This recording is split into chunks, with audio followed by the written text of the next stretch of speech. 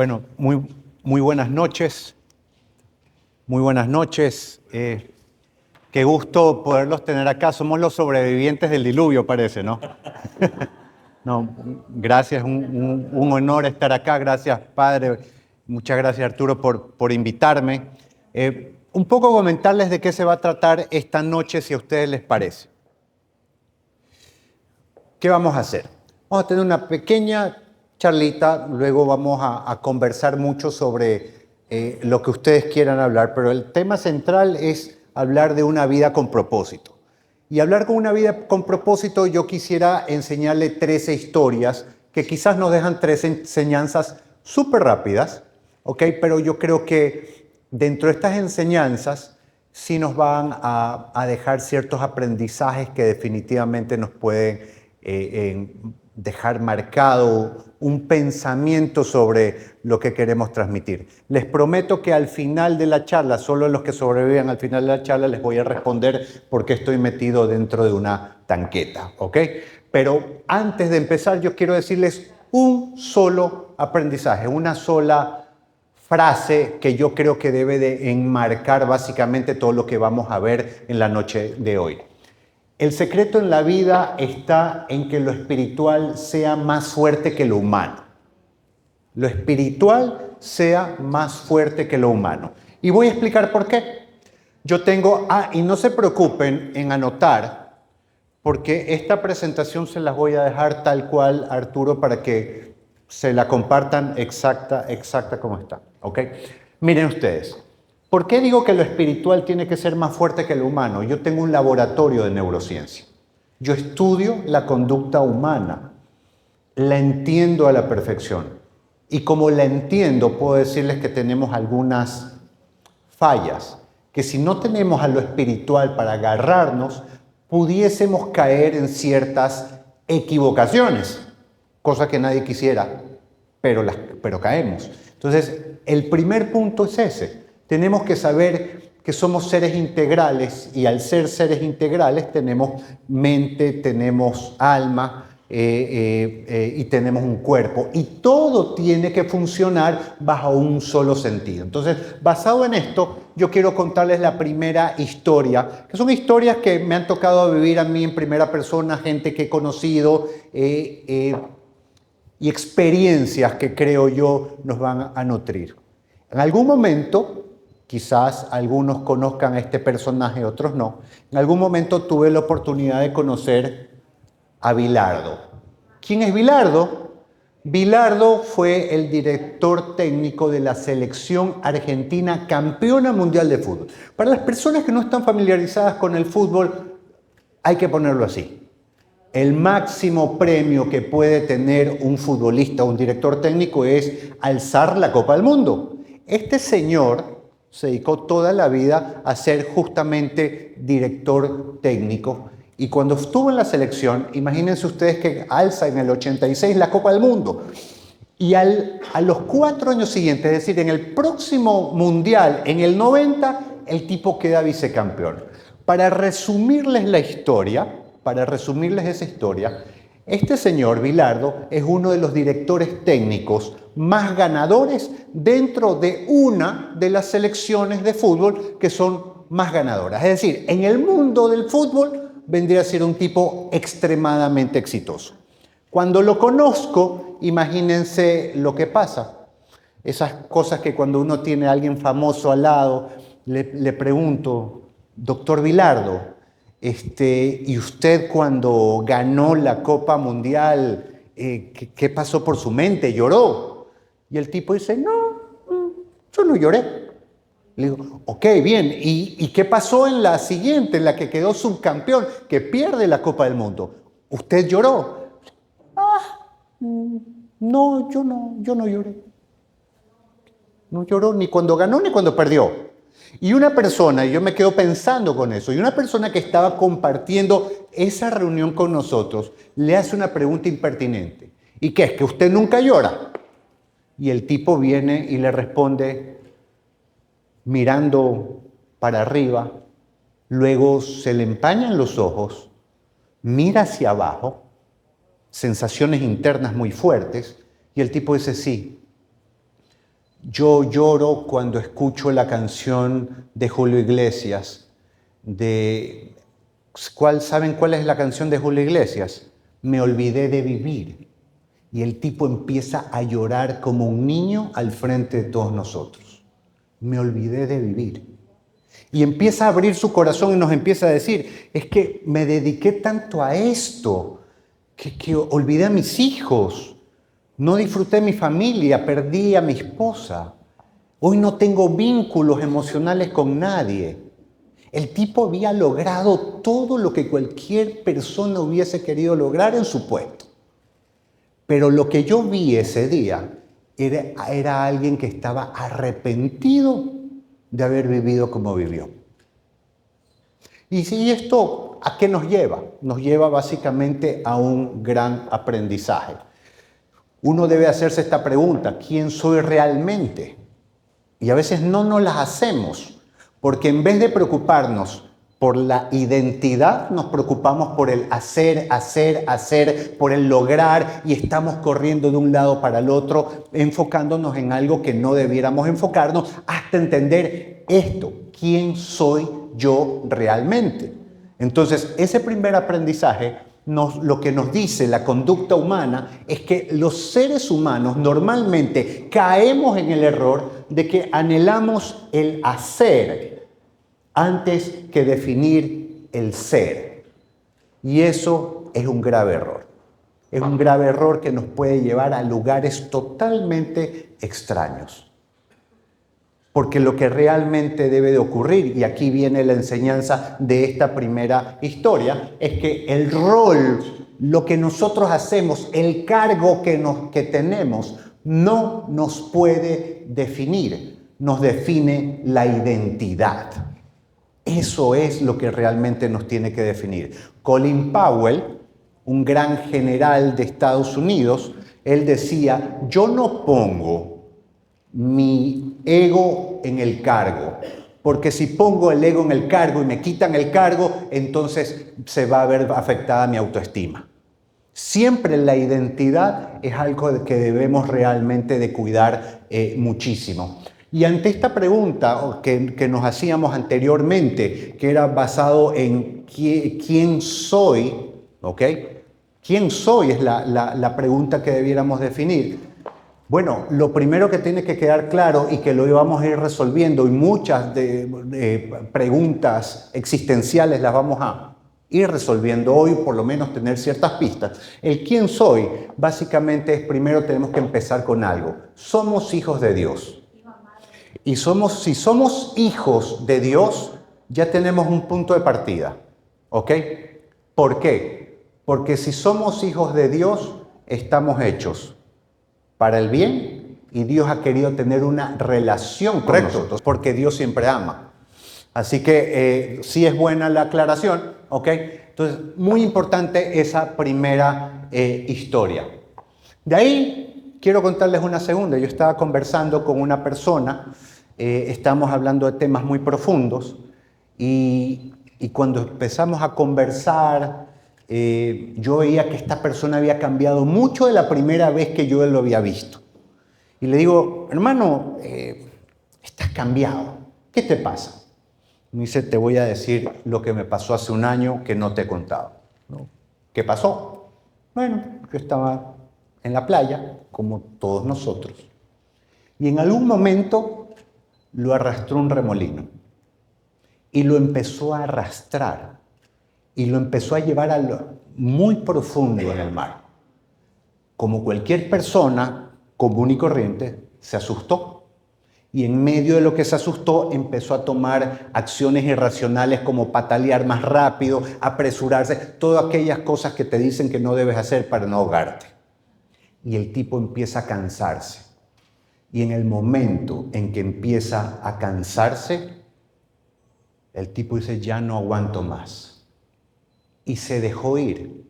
Dijo, ya me tocó morir. Y se dejó ahogar. Y él cuenta en su historia, cuando me la está contando, que mientras estaba bajando por la profundidad, porque ya se estaba yendo, se le vino un pensamiento a la mente. Su hijo. Era una cara, era la cara de su hijo. Y en ese momento, él recordó que ese niño lo necesitaba a él, que había un para qué vivir, ¿ok? Y en medio de su cansancio, de que ya había decidido dejarse ir, de morir, el tipo empieza a tratar de sobrevivir y empieza a salir. Y sale del agua, pero estaba demasiado cansado. Entonces, él me cuenta que intuitivamente lo que hizo fue decir su nombre. Yo no recuerdo el nombre, imaginémonos que el nombre era Juan. Entonces, si su hijito era Juan, decía Juan y daba un manotazo en el agua. Y si tenía un segundo hijo, que era Laura, Laura. Y empezó a salir, a nadar, ¿ya? Por Juan, por Laura. Y eso le empezó a dar un segundo aire, unas segundas fuerzas que él ya no tenía porque se había dejado abandonado. Se agarró de un para qué seguir viviendo y en medio de eso sobrevivió. Y es que, ¿saben qué? Justamente cuando una persona no tiene un para qué vivir, pierde las fuerzas muy rápido. Cuando alguien no tiene un para qué vivir, lo primero que se pierde es la esperanza, porque te ofusca el cansancio, porque no sabes hacia dónde estás yendo. El mayor problema de la gente es que no sabe para dónde va. Y esta persona logró sobrevivir porque encontró un significado en medio de la desgracia. Es decir, el cansancio no es el que realmente, ni los problemas son los que realmente nos hunden. Lo que nos hunden son otras cosas, el no tener sentido de vida. Así que miren ustedes, cuando uno pregunta el ¿para qué vivo? Lógicamente hay una respuesta. Y que va muy relacionada a lo que usted mencionó. Para amar y dejarnos amar. ¿Sí? Si uno dice, entonces, ¿para qué vivo? ¿Para qué estoy? Para amar y para dejarse amar. Es de doble vía. No es solo una vía, es doble vía. Uno puede amar, pero esto es como la electricidad. O sea, yo quiero funcionar, pero necesito ir a la fuente. Tengo que conectarme con la fuente del amor. Si no, lo que estoy dando va a ser muy poco, va a ser muy escaso, se va a acabar, va a ser limitado. Entonces, el amar y dejarse amar implica una relación netamente con Dios. No hay otra forma de poderlo manejar. El amor es una de las cosas dentro de las dos que le da más sentido a la vida, que es amar y asumir las responsabilidades. ¿Ok? Así que ante esto, esta pregunta de ¿para qué vivo? Tenemos que recordar que el problema en la conducta humana, en los seres humanos, es que lo que nos destruye no es la dificultad o el cansancio. Lo que nos destruye es la falta de sentido. Por eso, la segunda enseñanza dentro de esta historia es que el propósito sostiene el esfuerzo prolongado. ¿Cuántas veces no hemos querido renunciar? ¿Cuántas veces no hemos querido hacer lo que tenemos que hacer porque justamente hemos perdido las fuerzas? Alguien con propósito es alguien que no solo tiene motivos racionales para hacer las cosas, sino que también tiene emoción dentro que lo impulsa a hacer las cosas. Y una de las cosas que más impulsa a las personas no son tanto las instituciones hoy en día, son las personas y las personas que tienen causas para el bien. ¿Ok? Esas son las cosas que más están de alguna manera en estudios psicológicos impulsando a la gente a hacer. Pero nosotros que somos personas espirituales sabemos que no hay mayor propósito que servir a Dios porque es lo más altivo, lo más grande, es lo que no falla. ¿Ok? Tercera historia, cuando ya un poco entendemos que hemos nacido para amar y dejarnos amar y que somos hijos de Dios, hijos amados de Dios, ¿ok? La pregunta es entonces, ¿qué mi vida tiene entonces bajo estas dos condiciones sentido o no tiene sentido? Miren, yo cuando veo esta foto cuento la historia, ¿no? Hemos dicho y definimos y creo que vamos a estar de acuerdo que los niños son los seres más puros, más blancos, dicen la verdad. Cuando tú le preguntes a un niño qué quiere ser, ¿qué quiere ser? no te dice quiero trabajar en la bolsa de valores. Te dice cosas como yo quiero ser un médico, yo quiero ser enfermera, yo quiero ser un bombero, yo quiero ser un policía, quiero ser un sacerdote. ¿Y saben qué? Lo que ellos les está diciendo no es un rol específicamente. Hasta superhéroes quieren ser. No es un rol. Lo que ellos están tratando de decir inconscientemente es algo que el alma de ustedes, la mía, la de todos, ya está impregnado, está marcado, es como si estuviera tatuado, que es salir, servir y hacer el bien. Salir, servir y hacer el bien. La imagen de Jesucristo es una imagen de encuentro. Él salía a buscarnos, iba por nosotros y de hecho viene por nosotros. En cada momento. Puede ser que nosotros queramos encontrarlo, pero les aseguro que Él nos quiere encontrar primero. Entonces, miren ustedes, todas las personas cuando fuimos diseñados con el anhelo de salir, servir y hacer el bien. Por eso que decimos que antes que recibir, lo que más nos llena es servir. ¿Ok? Entonces, es muy importante porque aquí en la vida tiene sentido. La respuesta sería sí en la medida en que sirves. Sí en la medida en que sirves. Si no estás sirviendo, hermano, esta es la oportunidad de decir, vamos, hay que hacer algo por la sociedad. Sobre todo porque quizás somos personas muy bendecidas y dentro de todas estas personas, de lo que somos bendecidos, que tenemos mucho más que la media, siempre vamos a tener la responsabilidad de compartir y de darle al prójimo algo que les falta. ¿Ok? Ahora, ¿por qué muchos no pueden responder esto? Básicamente porque la conducta humana nuevamente tiene ciertas fallas. ¿Ok? Funcionar no es lo mismo que vivir. Quiero explicarlo mejor. La enseñanza está en que servir es la mejor forma de amar y de estar llenos. Nosotros podemos dedicarnos a lo que queramos, progresar, avanzar, estar bien económicamente, pero eso no nos llena, si no la gente de Hollywood no se suicidaría. No es la fama, no es el progreso, no es el éxito, no es haber cumplido tu sueño solamente. El tema no es el éxito, el tema es estar lleno. El peligro es estar vacío cuando tú no lo estás llenando de la forma correcta. Entonces, es muy importante tener en cuenta este tercer aprendizaje. Servir es la mejor forma de amar y de estar llenos. Cuarta historia. Miren, un día yo recibo una llamada y esta historia viene de Colombia. Me dicen, Eduardo, ¿cómo estás? Sé que tú asesoras a líderes y a ciertas candidaturas de bien. Sabemos que tú lo haces y te necesitamos acá en Colombia. Yo les digo, pero bueno, ¿qué planean? Entonces, mira, lo que pasa es que tenemos a dos locos que los vamos a lanzar, son misioneros católicos, queremos realmente dar una batalla cultural fuerte, queremos hacer cosas buenas, construir nuevamente el reinado de Cristo, y bueno, tú eres misionero y queremos que nos ayudes. Y no hay presupuesto, me dicen. Y dije, bueno, sigamos conversando, pero bueno, ¿hay presupuesto para comunicación? No, tampoco para eso. No hay para honorarios, ni tampoco para comunicación. Yo dije, Ave María Purísima. Esto va a ser cuestión de un milagro. Ok, mira, es interesante lo que propone, me gusta mucho, pero cuéntame un poco más sobre los candidatos. ¿Qué tan públicos y qué tan conocidos son? Me dice, ese es otro problema, me dice. Yo le digo, ¿cuál? Que estos tipos no saben. Yo le digo, ahí sí no te entendí nada. ¿Cómo que no saben?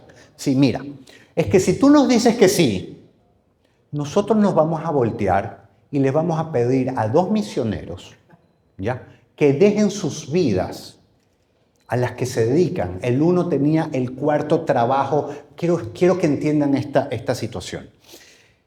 Así como hablar, no sé, de Claro, de las mejores empresas que existen acá. Cervecería Nacional, Novis, cualquiera de esas empresas.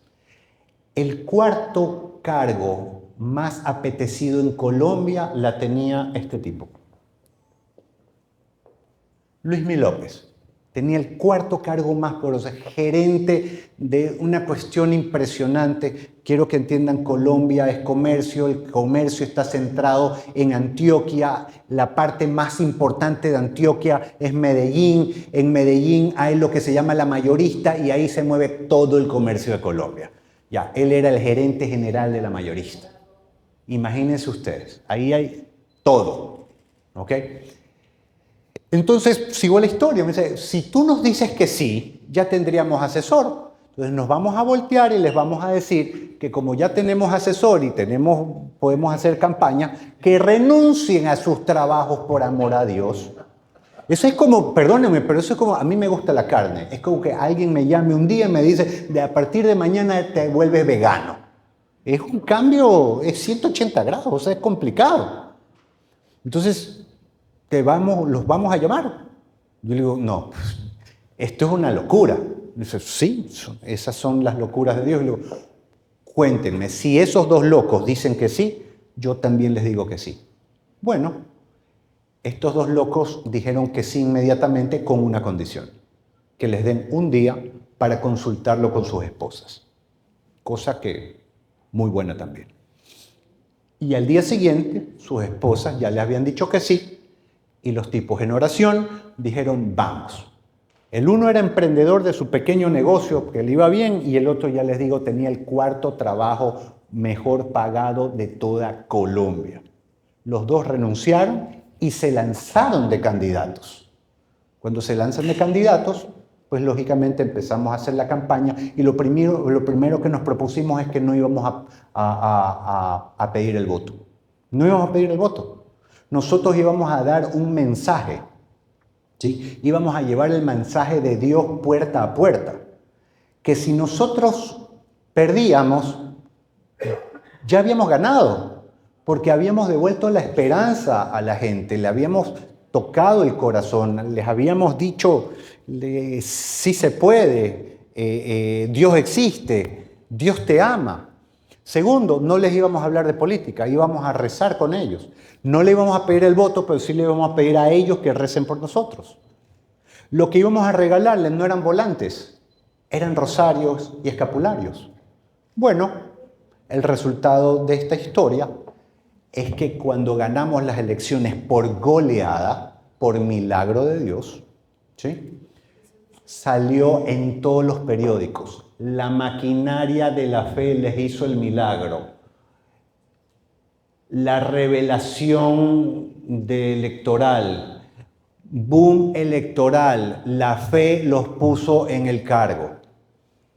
Todos los medios de comunicación citaban y no entendían cómo estos tipos, que eran totalmente desconocidos, sin ningún tipo de presupuesto publicitario, sin ni siquiera tener una base política, ¿cómo pudieron llegar? Pues sencillo, con más misioneros, porque obviamente en nuestras comunidades de católicos, que a veces es totalmente, creemos que no tenemos un poder, sí tenemos un poder. Tenemos ese poder de la fe, ese poder que nosotros no tenemos que marcar absolutamente nada. Cuando nos dicen venga al Santísimo porque le toca de 2 a 3 de la mañana, usted viene al Santísimo porque le toca fielmente de 2 a 3 de la mañana y no tiene que estar marcando ni diciendo si vine o no vine. Sabe que va a venir. Bueno, así hay mucha gente, más de lo que nos imaginamos, y empezaron a hacer voluntariado. Y empezaron a hacer su trabajo y terminamos ganando las elecciones. Cuando les ganamos las elecciones, les preguntan a estos misioneros, ¿quién los asesoró? Entonces me llaman a mí. Uno de esos fue Álvaro Uribe Vélez, porque les ganamos unas elecciones a él. ¿Quién los asesoró? Le dijeron un nombre. Querían conocerme. Y yo les decía, pero si no es necesario. Esto no fue del asesor, esto no fue el marketing, esto fue de Dios, fue un milagro. Pero aunque se los explicábamos, no lo querían entender. No lo querían entender. Pero esos milagros existen y esos milagros pueden también ocurrir acá. Pero quédense con esta historia. ¿Esta historia de qué se trata? Es una historia importante porque aquí debemos hacernos otra pregunta existencial. ¿Lo que hago es para mí o lo que hago es para otro? ¿Cuánta gente se ha dedicado su vida a hacer lo que el otro quería? Llámese papá, llámese vecino, llámese esposo. ¿En qué momento nosotros realmente decidimos hacer lo que esa voz interior nos dice que tenemos que hacer? No hay pierde cuando tú le trabajas a Dios. No hay forma de cómo perder. Entonces, no es exactamente lo que hago es para mí o para los demás. Es que tengo que escuchar mi voz interior porque a veces las vocaciones se silencian por el ruido de la sociedad. Y las vocaciones no se deben silenciar. Nosotros debemos de escucharnos internamente. Y si hemos hecho lo que nos dice la sociedad, tenemos que tener claro de que nuestro destino nace desde Dios y nuestro final tiene que volver a ese mismo destino que es Dios. Entonces, servirles, si tenemos un llamado fuerte, servirles no solo es importante, es vital, porque de eso va a depender nuestra vida, de eso va a depender nuestra felicidad. Así es, totalmente. Dijo, por si no escucharon, las pérdidas se vuelven ganancia con el Señor. Muy bien, estoy totalmente de acuerdo. Entonces, ¿pero qué es lo que ocurre en la conducta humana normalmente? Miren, siempre les digo qué es lo que a veces nos falla, ¿no? Es que el mandato social silencia la vocación personal.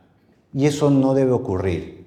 Nosotros estamos diseñados para servir a Dios. Así que la voz interna del legado debe ser más fuerte que el ruido externo del mundo. Otra historia.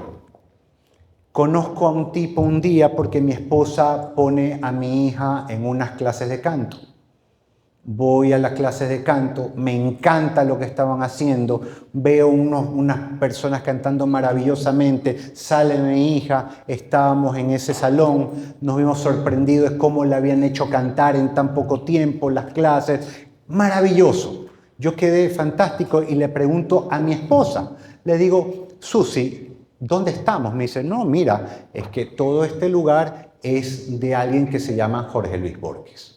Ah, ¿y quién es él? Bueno, ese es uno de los mejores productores en temas de canciones que pueda existir de Ecuador. Es el tipo que le hace las canciones a Del Hierro, le hace las canciones a Michael, los hace canciones a Giampiero, pero aparte también hace canciones para Dios.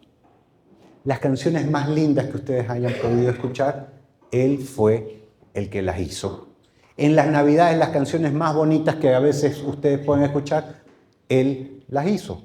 Entonces yo le digo, pero cuéntame más de él. Sí, me dice, es un tipo tan reconocido internacionalmente, pero con muy perfil bajo, que cuando vienen los grandes artistas, Mara Anthony, a ese nivel, quieren ir a hablar con él o visitarlo en su productora. O sea, es un tipo de otro nivel. Lo reclutó Sony Colombia, para que ustedes lo sepan. Bueno, entonces yo me quedo con esta historia. Un día nos toca ir a misa. Nosotros vamos normalmente a la misa de Urdesa, a la Redonda. Okay, no pudimos ir a la Redonda, entonces nos fuimos para Los Ceibos y en medio de la misa de Los Ceibos, al final termina, por alguna razón, ese era un día especial, no recuerdo qué, empiezan a tocar unos padrecitos, a cantar unas canciones muy bonitas y todo, y vemos al fondo, más o menos aquí, se apagó esto. Este que está acá. Y Susi me dice, ¿tú quieres saber del tipo que estábamos hablando el otro día? Un tipo próspero, exitoso, pero bastante humilde. humilde y sencillo. Dice, él es Jorge Luis Borges. Yo le digo, ¿cuál? El del órgano que está atrás, que prácticamente no se lo ve. Yo le digo, ese es el tipo que me dijiste que es el empresario que tiene esta disquera, que tiene como 4 pisos y que es la academia donde está mi hija y que asesora a estos. Sí, miren qué bonito. Ese día que ya estaba en ciertos pasos de conversión, ese día yo dije, los dones que yo tenga y mi profesión, de lo que yo hago, yo quiero entregárselo al Señor. Porque vi en Él, en esa humildad de entregarlo todo, de poner sus dones para Dios, de querer sumar, de evangelizar de su forma. Y esto me pareció fantástico. Entonces, estos padrecitos que tocan y que animan y que llevan la fe también de otra forma, es algo muy bonito, y eso es gracias a esta persona que de alguna forma inspiró. Yo dije, yo como profesional quiero entregar todo lo que soy y todo lo que tengo al servicio de Dios. Entonces, ahí viene la pregunta, como básicamente, ¿cómo sé cuál es mi misión?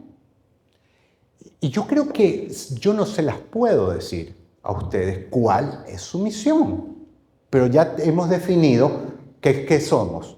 Somos hijos amados de Dios que vinimos para salir, servir, hacer el bien, ¿ok? Porque si venimos del bien tenemos que regresar del bien, y que cuando me pregunto cuál es mi misión específica en la vida, yo no los conozco a ustedes, pero yo sí les puedo decir que hay una pequeña pista. Tienen que ver los dones. Los dones que... Hola, 1, 2, ya. Vean los dones con los que vinieron. Porque los dones son las armas de los que fuimos dotados para cumplir la misión que Dios nos pide. Vean los dones. Y poner los dones al servicio de Dios es algo realmente importante. Y como lo decíamos anteriormente, no es el éxito, es sentirnos llenos. Y cuando uno sirve a Cristo, uno realmente se siente pleno. Ok, así que, ¿qué es lo que falla en la conducta humana? Es que mal usamos lo mejor que tenemos. A veces los dones no los usamos de manera correcta. Los usamos de manera incorrecta. Yo una vez conversaba con una persona, nos salíamos de misa y de repente, no fue en esta parroquia, fue en otra, pero salíamos de misa y de repente me dice, ay, no, yo ya no voy a venir a esta misa. Estaba refunfuñando y yo le digo, ¿pero por qué? Porque es que, no, este padrecito siento que es como medio tartamudo, no le escucho bien y todo. Yo le digo, hermano, no te quejes, no te quejes. Ese tipo que no tiene quizás el don de la palabra, que el verbo no es su mayor habilidad, por amor a Dios, sabiendo que es tartamudo, le está entregando su vida y está sirviendo y dándolo todo. Está dejando los respetos humanos, la vergüenza de que se le burle, porque ama a Cristo. Y nosotros, que sí tenemos ese don, ¿qué estamos haciendo con ese don? ¿Haciendo solamente plata? Hacer plata no tiene nada de malo. Pero hacer solamente plata, indudablemente, no es exactamente el camino para el que fuimos creados. Entonces, entendamos que los dones tienen que ser correctamente utilizados, y el mayor problema de la sociedad es mal utilizar los dones que tienes. O utilizarlos de manera totalmente incorrecta para el pecado. ¿Cuánta gente en su belleza más bien termina explotando la sensualidad antes de que su belleza sirva de inspiración a cosas buenas? ¿Cuánta gente, en vez de hacerle música para Cristo, como fue el caso que acabo de mostrarles, termina haciendo canciones tan de baja calaña como las que hoy podemos escuchar en cualquier esquina o en cualquier lugar? Miren, mismo don, mismo género, diferentes caminos. Tenemos que entregar nuestros dones a Dios y direccionarlos hacia Él. Y así no vamos a caer en ninguna trampa y vamos a hacer algo positivo en esta sociedad. Así que la enseñanza es usa tus dones y quizás encontrarás tu misión. ¿Ok? Este señor que está aquí se llama Álvaro Uribe Vélez. Fue el presidente de Colombia durante 8 años. Siempre lo quise conocer, porque es un tipo que valientemente le devolvió Colombia a los colombianos. Es la mejor definición que podríamos hacer. El tipo vivió unos momentos muy fuertes, casi como los que vivimos acá en temas de inseguridad, de violencia, etc. Y el tipo se paró fuerte. Hizo muchas cosas de las que tenía que hacer. Entonces, cuando el tipo dejó de dar la charla, nos subieron a una sala especial donde había muy pocas personas. Pudimos almorzar con él, empezamos a conversar, a hablar, anécdotas, pedirle consejos, escuchar. ¿Ok? Y justamente una de las preguntas que le hacíamos, no se le hice yo, pero estaba en ese lugar, es: dígame algo, ¿usted se arrepiente de las cosas que ha hecho? Y el tipo dice: mira, la madurez y el tiempo me han redefinido lo que significa para mí liderazgo. Y le decimos: presidente, ¿y qué significa para usted liderazgo? Y el tipo viene y responde. El liderazgo está basado en hacer las cosas difíciles con amor. Y la última parte del con amor la he aprendido ahora. Vuelvo a hacer la pregunta: ¿vale la pena lo que ha hecho hasta ahora? Porque el tipo hasta hace poco tiempo lo quisieron inclusive hasta meter preso por cuestiones, porque usó mano dura frente a los malos. Y el tema con la conducta humana es que el tiempo activa tu juez interior. Cuando eres joven, haces muchas cosas, pero hay algo que con el tiempo se activa y es el juez interior. Ese juez interior que pasa ya cuando ha pasado mucho tiempo. No dejemos que pase mucho tiempo más. Debemos de tener claro que en algún momento ese juez interior en tu mente y en tu alma te va a decir: valió la pena todos estos años a lo que te dedicaste, lo que hiciste o lo que dejaste de hacer. ¿Valió la pena? Y ojalá que la respuesta lógicamente sea sí.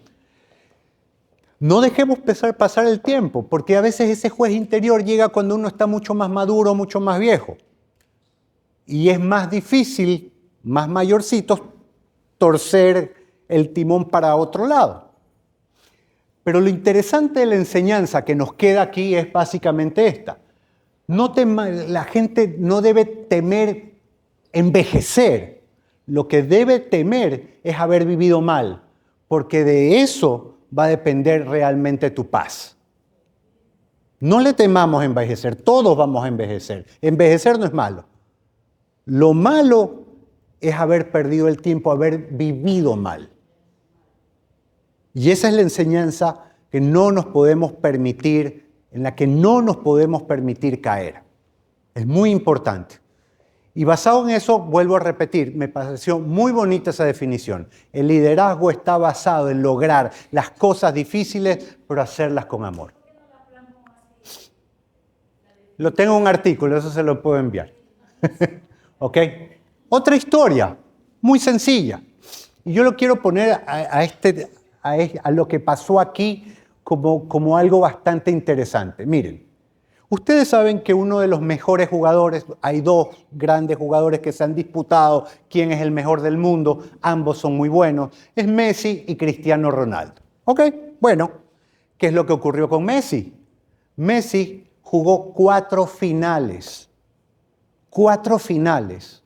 y las 4 las había perdido.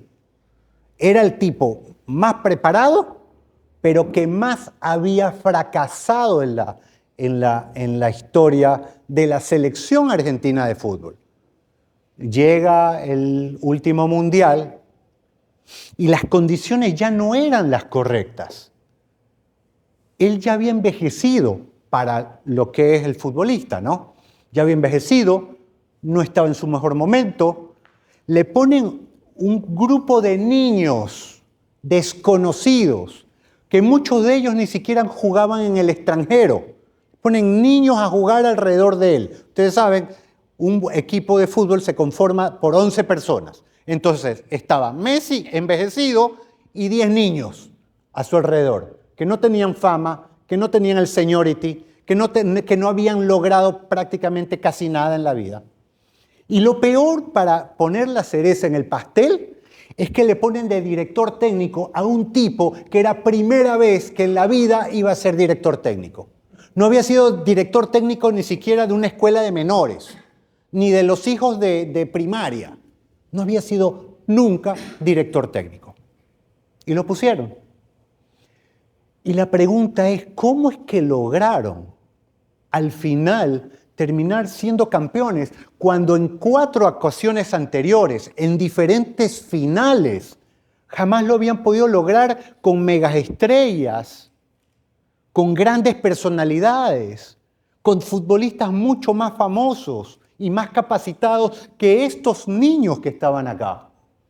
La pregunta es cómo lo lograron, qué fue lo que cambió entre esos 4 fracasos y este gran éxito. Y una de esas cosas fue justamente que estos 10 niños, por diferentes motivos, desde chiquitos, siempre anhelaron conocer a Messi. Y nunca se imaginaron que iban a jugar con él.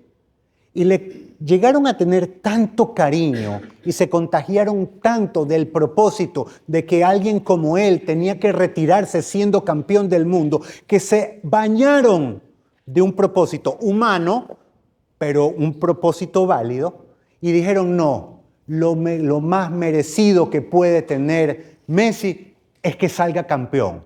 Nosotros no somos los que queremos quedar campeones, queremos hacer campeones a Messi.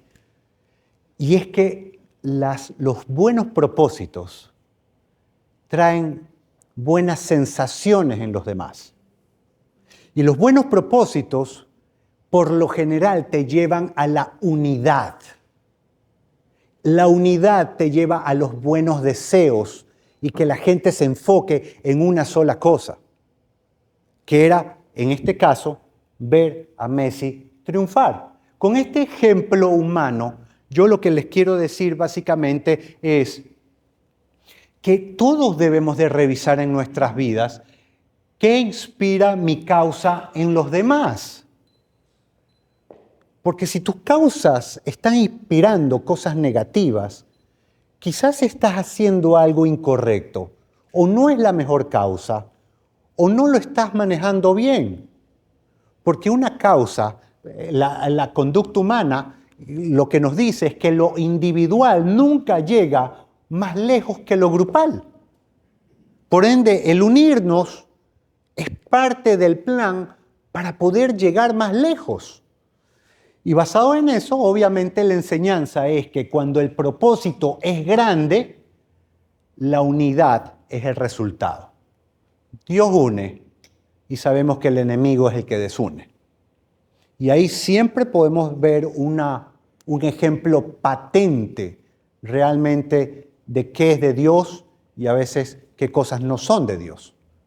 La unidad es un resultado de grandes propósitos. ¿Ok? La historia de Madre Teresa de Calcuta, la Santa Madre Teresa de Calcuta hoy. Oigan, esta historia es una historia, diría yo, como la historia de un bombero. Es totalmente contrario a lo que te dice la naturaleza. ¿Saben por qué? Porque el cerebro, la conducta humana, tiene 3 principios. El cerebro se acerca al placer, se aleja del dolor y casi siempre busca la comodidad. Porque la comodidad es ahorro de energía. Vuelvo a repetirlo. El cerebro se acerca al placer, se aleja del dolor y busca la comodidad. ¿Qué quiero decir con esto? Madre Teresa es como el bombero que cuando dicen allá hay un incendio, mientras todo el mundo corre en sentido contrario, Madre Teresa era ese bombero que se acercaba al incendio para poder hacer algo positivo por la sociedad. Y en ese caso, y en este aspecto, lo que yo quiero decir es que en esta historia, Madre Teresa lo que hace es responder a esta pregunta: ¿cómo seguir en medio de las dificultades? Madre Teresa nos enseñó que en medio de las dificultades habían 3 cosas que había que hacer: oración, sacrificio y penitencia. Oración, sacrificio y penitencia. Madre, estamos en problemadas, que no tenemos suficientes donaciones. En Calcuta la gente se nos está muriendo de hambre. Madre, ¿qué hacemos? Debemos de redoblar los horarios, debemos de pedir más voluntarios. Madre, trabajemos más, si quieren nos madrugamos. No, vamos a trabajar menos y vamos a orar más. Y le invertía más tiempo a la oración y al sacrificio antes que estar humanamente trabajando más. Y en medio de eso, aquellas personas que fueron testigos de todos estos prodigios y milagros se dieron cuenta, lógicamente, que Dios metía su mano para hacer los milagros que se necesitaban. Pero eso implica que el cerebro se aleja del dolor, y por eso he insistido ahora que si una persona quiere realmente tener una vida con propósito, tener una vida llena de paz, debe lo espiritual vencer a lo corporal, porque la conducta humana está diseñada a a llevarnos a ciertas equivocaciones si nos dejamos llevar solamente por el cuerpo. Lo espiritual es importante porque influye también en someter al cuerpo. No es el cuerpo sometiendo al alma, es el alma que tiene que someter al cuerpo. Porque el alma tiene 2 potencias: entendimiento y voluntad. Y es ahí donde se ganan realmente las batallas. Porque si solo le dejamos libertad al cuerpo, el cuerpo siempre te va a pedir más, porque va a buscar más dopamina, porque le encanta acercarse al placer. Y nunca o muy pocas veces se va a detener si no tenemos este autodominio de lo espiritual. Entonces el cerebro normalmente se aleja del dolor, por ende evitamos las cosas difíciles, evitamos los temas sensibles, evitamos el sacrificarnos.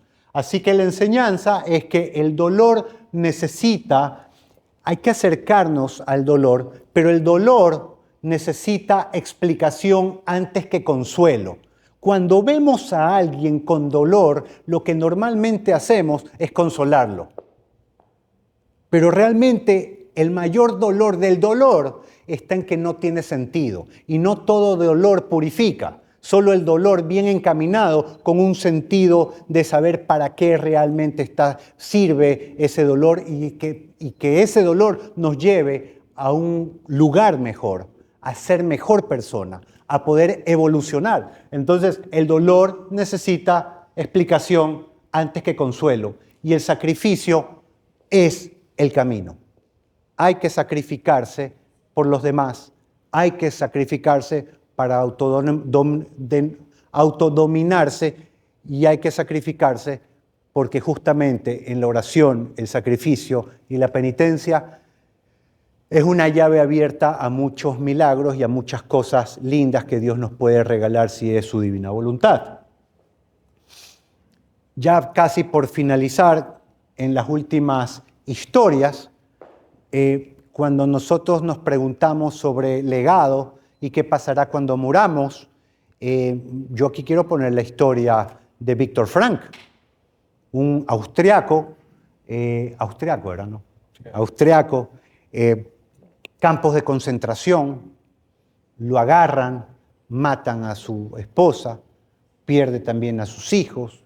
El tipo era un psicólogo, también era neurólogo, y de repente, del éxito que había vivido, se encuentra en un campo de concentración, con poca comida, con mucho maltrato, con tortura psicológica.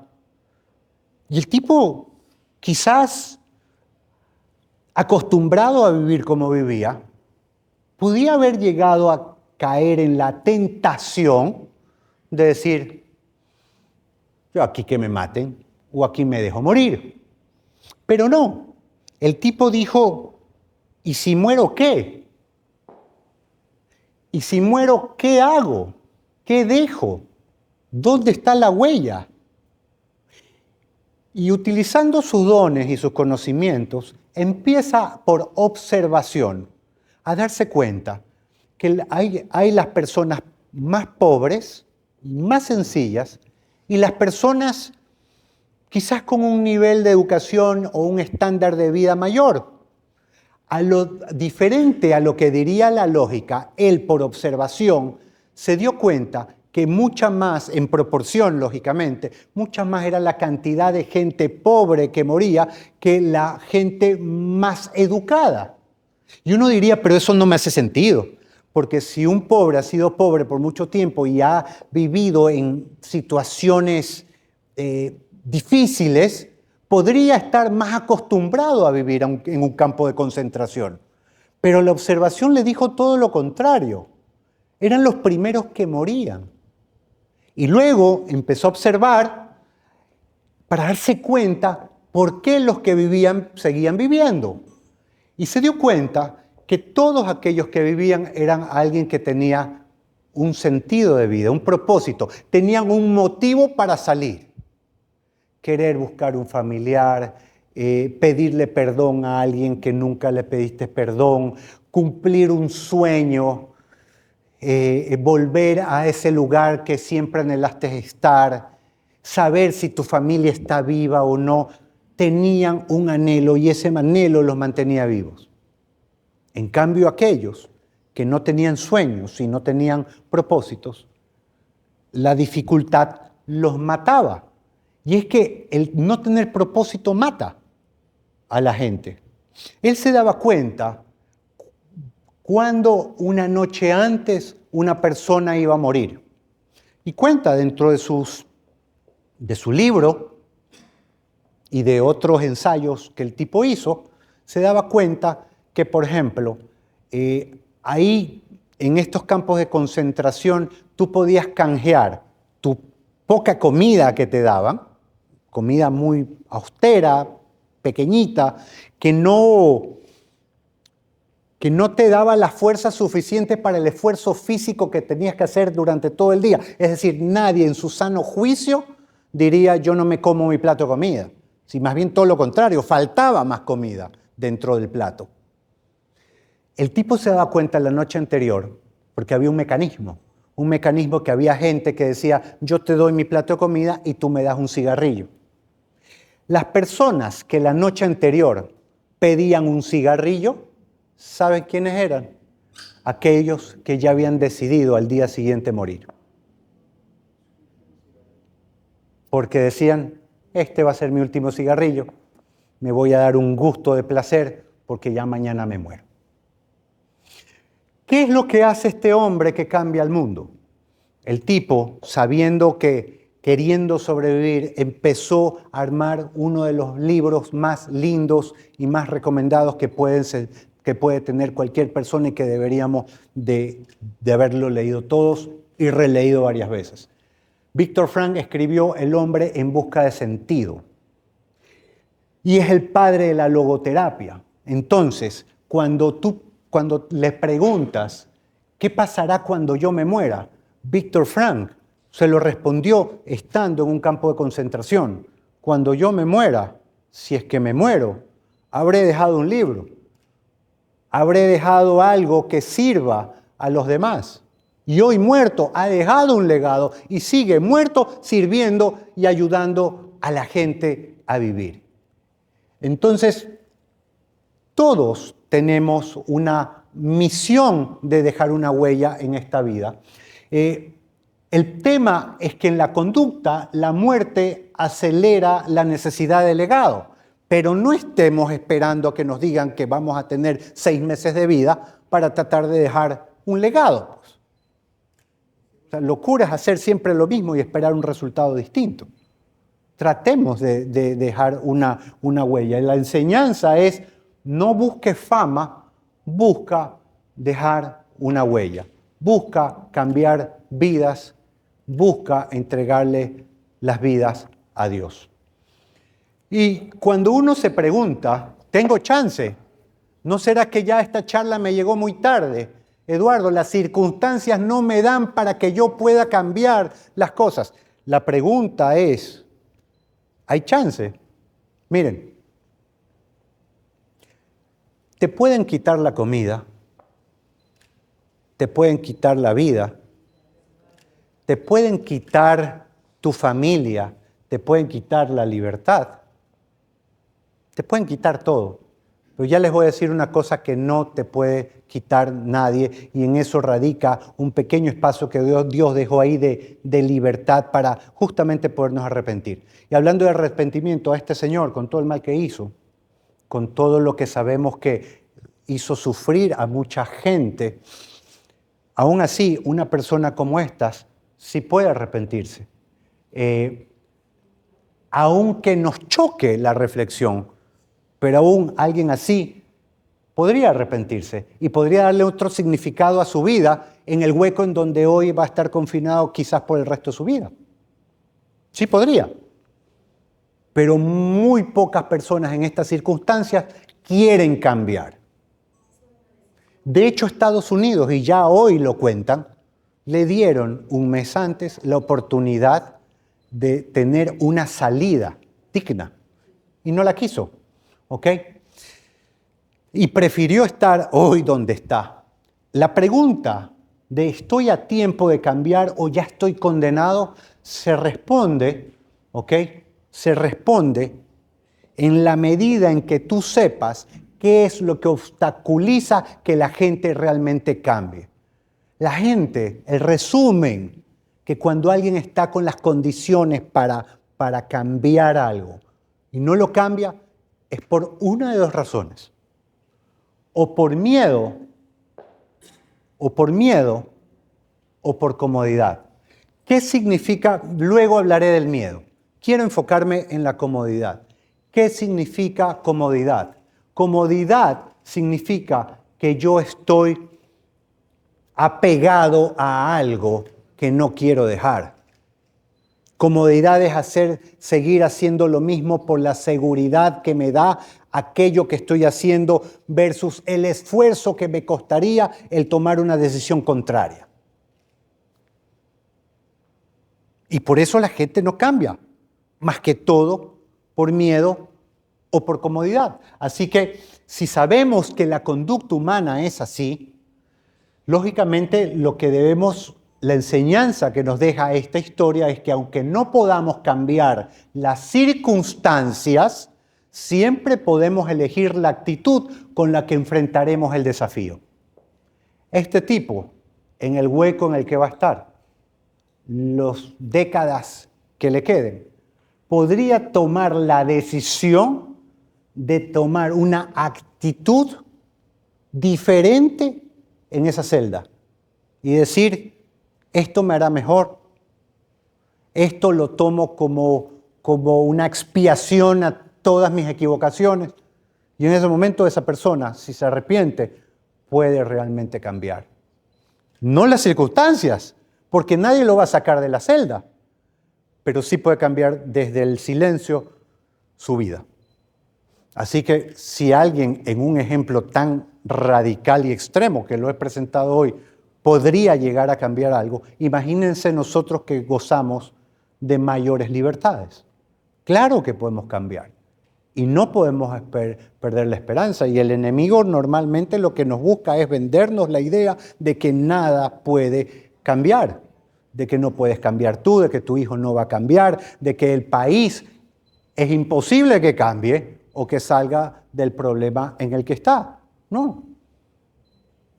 La esperanza es nuestro motor y la desesperanza es el negocio de los otros, de los malos. ¿Ok? Casi para finalizar, las dos últimas, creo yo, historias. Patch Adams. Patch Adams es una persona que en algún momento estudió medicina. Y él se dio cuenta y tuvo un enfoque diferente. Dijo, oye, pero la gente está sufriendo mucho. ¿Por qué no los alegramos? ¿Por qué no nos enfocamos? Y él le chocaba demasiado que la gente decía, el paciente de la 302, el paciente de la 305, la condición del paciente, y hablaban delante de los pacientes. Y decían, no, esta gente no es paciente, es un ser humano con emociones, con sentimientos, que quiere ser tocado, que quiere ser abrazado, que quiere recibir cariño, quiere recibir atención, que hay que tratarlo con más dulzura. Ya está viviendo una dificultad como para que nosotros seamos fríos. Y entonces el tipo pensó y dijo, no, yo quiero dedicarme a alegrarle la vida a los pacientes. Nos guste o no, esta es una historia de alguien que realmente, ante la pregunta ¿quién sería yo si tuviera miedo, si no tuviera miedo?, se la respondió. Porque no le dio en un mundo de los médicos tan serio, tan científico, tan mecanizado, donde todos prácticamente manejan los mismos protocolos, el tipo dijo, no, yo voy a hacer algo diferente. Y aquí nos tenemos que preguntar, porque esta historia no se trata de Patch Adams, se trata de todos nosotros. ¿Nos hemos respondido quiénes seríamos nosotros si no tuviéramos miedo? Porque el miedo, que es lo que justamente también obstaculiza en la conducta humana, al igual que la comodidad, lo vimos anteriormente, el miedo es el consejo que más se repite en la Biblia, 365 veces. No temáis, no tengas miedo, no tengas miedo. 365 veces. Porque el miedo nos paraliza, porque nos da un desencanto evasivo, porque hace que la sociedad ya no quiera participar activamente. Cuando nosotros no hacemos nada activo, la oración nos tiene que llevar a la acción.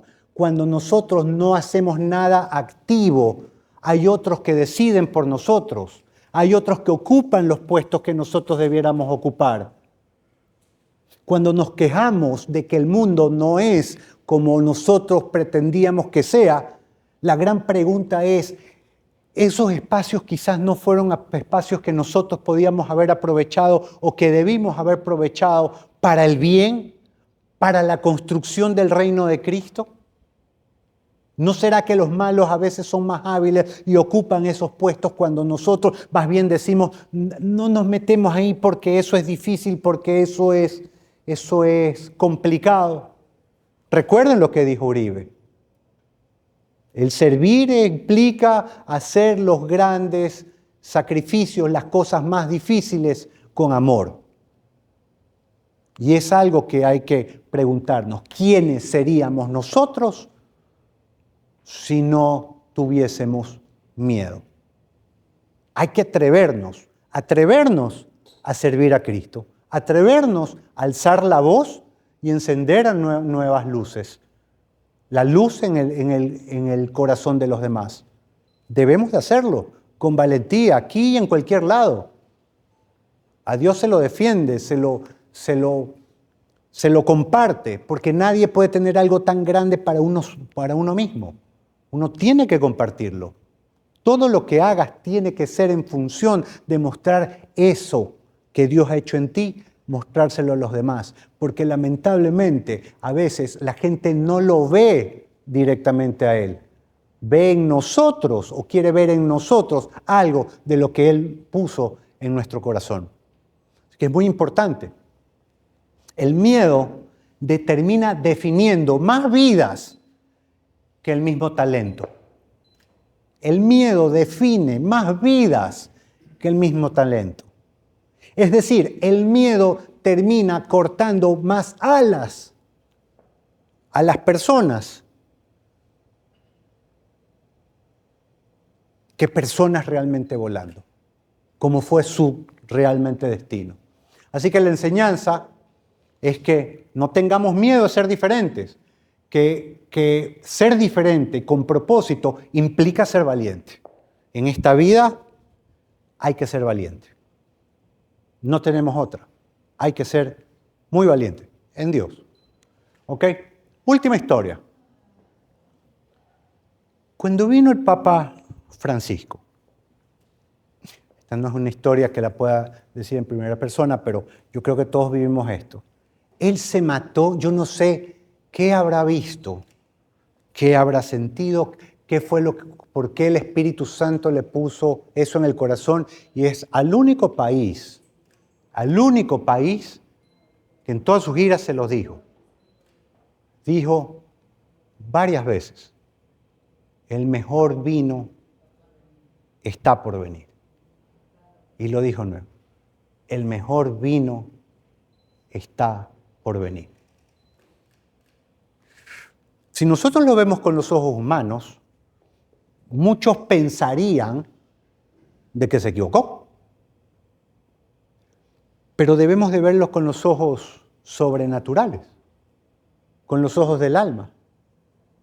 El mensaje de esperanza es un mensaje válido porque las cosas cambian cuando Dios quiere que cambien y nosotros tenemos a Dios en nuestro corazón y actuamos.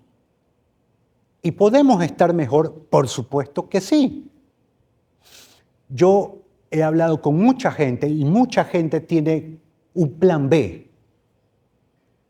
Irse del país, hacer otra cosa. Y yo respeto las personas que tienen un plan B. Pero toda esta charla hemos hablado sobre la vida con sentido y la vida con propósito.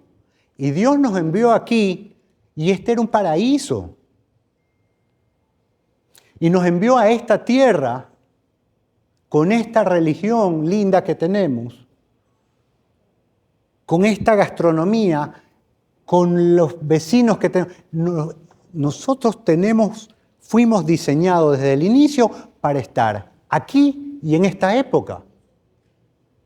Y está bien si tiene un plan B, no lo comparto, lo respeto muchísimo, pero Dios nos dio este regalo. Dios nos dio patria, nos dio familia, nos dio muchos valores que los aprendimos aquí porque este es un país hispano, un país católico y debemos defenderlo. O ya se nos contagia también la cultura del descarte y nos toca descartar lo que ya es difícil o ya no nos sirve. Ya suficiente encebollados por toda esta vida, ahora vamos a comer McDonald's, ¿no? Meterle un poco de broma. No, tenemos que lucharlo. Y justamente el mejor vino está por venir. Es un grito de esperanza, pero también es un grito de lucha. ¿Qué termina explicando la diapositiva o la imagen que les prometí al inicio ya para finalizar con esta charla de por qué empecé mostrándoles una foto yo metido en una tanqueta? Pero antes decirles básicamente, ante la pregunta de ¿vale la pena seguir? Decirles que el mal siempre hace mucho más ruido y a veces eso nos confunde y a veces nos llena de negatividad. Pero ¿saben qué? El propósito siempre alimenta la esperanza. Y la esperanza es un don del Espíritu Santo. Si tenemos al Espíritu Santo, Dios puede hacer las cosas nuevas. Y este país puede ser un país totalmente diferente. No abandonemos hasta no dar la lucha extrema de lo que podamos hacer por el país. Basado en eso está ya no es una enseñanza, diría yo, es solo una foto. ¿Qué hace un asesor que normalmente es misionero, vestido de soldado, en medio de una tanqueta, en medio de bombas, balas y atentados? ¿Qué hago yo? Cuando mi mujer me ha visto a veces en televisión, saliste, ¿qué estás haciendo ahí si tú eres comunicador? ¿Ya? La respuesta, básicamente, las respuestas son tres cosas. La primera es que hay mucho mal por detener y mucho bien por hacer. ¿Sí? Y lamentablemente, la situación en la que vive este país demanda de que no hay mensaje más poderoso que la acción. Y hay muchas personas a las que hay que enseñarles un poco de valentía y de fe en Dios, la vida por la verdad. Cuando yo estoy en eso, yo digo, Señor, tú encárgate. Yo ya vine, encárgate. No es que hacemos imprudencias y no es que nos gusta o que no tenemos miedo. Todo lo contrario.